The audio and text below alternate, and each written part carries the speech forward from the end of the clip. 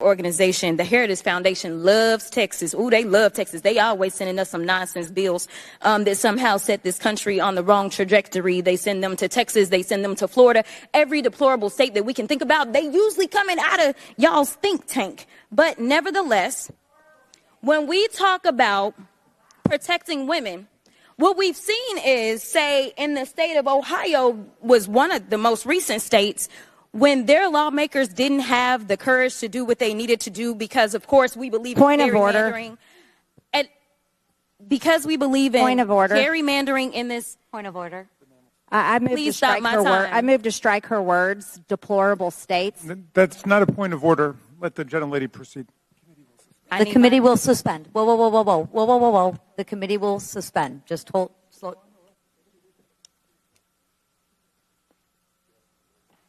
Yes, honestly, I don't know why this lady is in Congress. It is like she is still back in the ghetto. Recently, swimming legend and women's sport advocate Riley Gaines hit back against a squad Democrat after she called her and other witnesses' testimony against trans males in women's sport transphobic. If you realize, Riley Gaines has been advocating for a very long time that trans women should not compete in biological women's sport.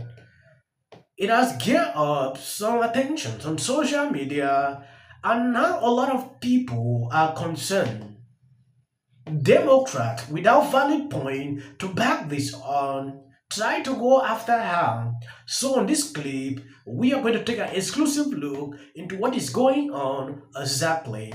If you have not subscribed to this channel, please endeavor us to do that, and if possible, why not share this video? Disappointing to me that although the title of this hearing implies a much needed discussion, we're likely going to be forced to listen to transphobic bigotry. A few moments later. Inclusion cannot be prioritized over safety and fairness. And Ranking Member Lee, if my testimony makes me transphobic, then I believe your opening monologue makes you a misogynist. Thank you.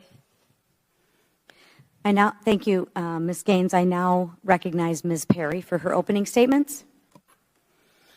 Good afternoon, Chairman McLean, Ranking Member Lee, and distinguished members of the subcommittee. My name is Sarah Parshall Perry. I am a senior legal fellow at the Heritage Foundation.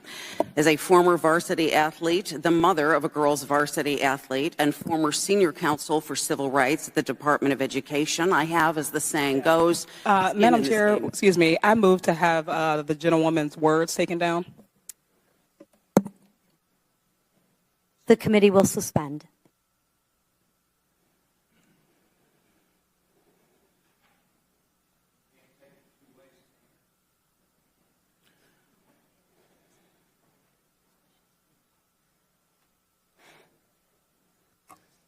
Madam Chair, she's engaging in personalities.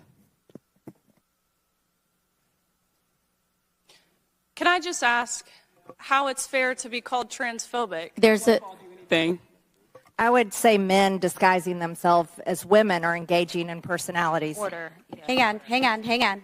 Order. Let's get a ruling. The chair.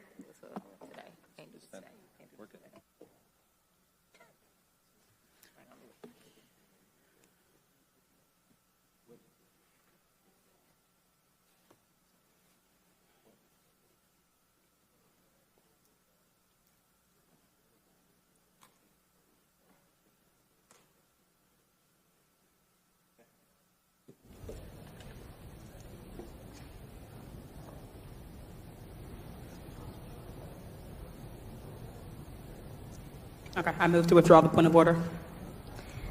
Thank you, Ms. Lee. I now recognize Ms. Perry for her opening statement. We can start over. Thank you. Chairwoman McLean. It is not supposed to be like that. Not everything someone says contrary to what you believe in is supposed to be considered you transphobic. You saw how Riley Gaines replied her. That was a hit back. You cannot just attribute someone opening statement like that is transphobic. If I tell you that biological men should not compete into biological women's sport because of this, because of that, You should be able to convince me that I'm wrong. I believe that is a convincing way, to have this kind of talks.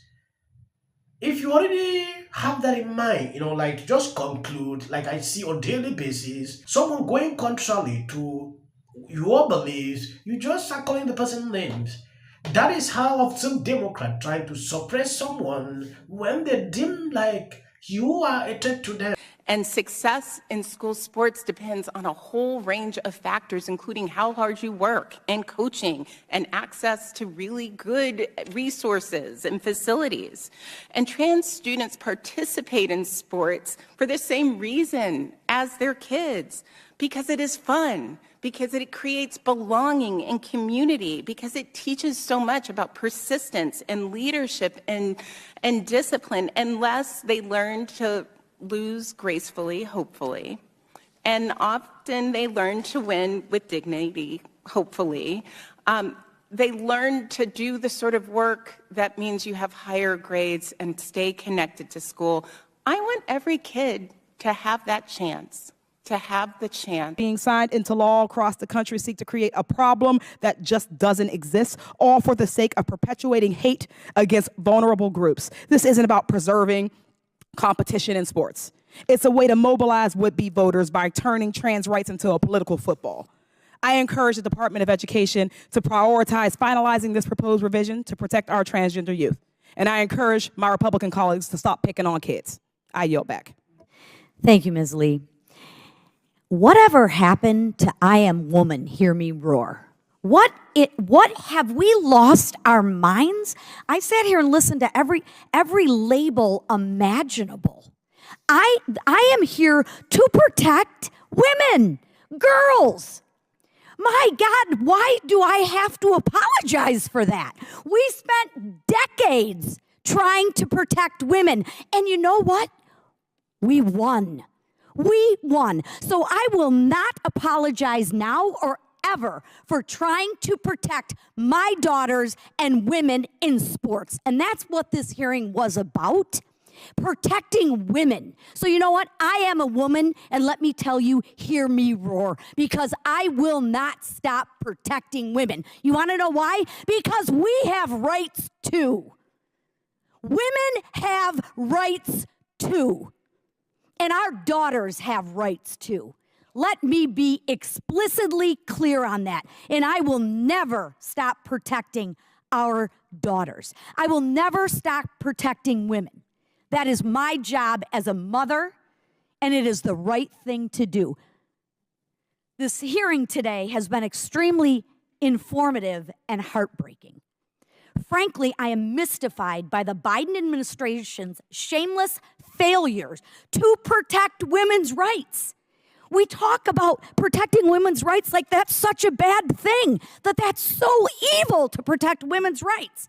Have we lost our mind? The administration's proposed Title IX rule will rewind decades of progress in women's rights. It is very normal for you to understand that biological women competing with trans women in the same sport would never be the same. This is something I should not sit here to teach you. Just you should know that, without any person even telling you. So people sitting having debate over it is something I don't understand, because this was not supposed to be a topic of discussion even. I have a lot of cases I've seen, I don't even want to enumerate them, where someone score would crack down because of situation like this. So why should we encourage that this should happen? I'm not refusing. You should not be who you want. Choose whatever gender you want. Feel free. That is your likeness. But when it concerns certain situation, now it looks like the other people would never feel, they will not have that spirit, to actually even do the sport. Bradigan has been a victim.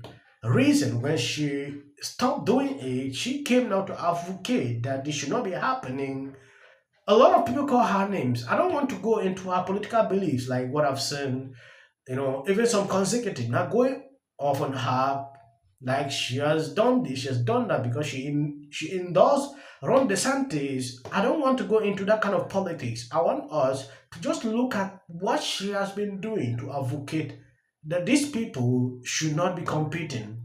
I've seen different countries, doing this, standing up to say no, there is added advantage, they should not compete. But some countries still encourages that.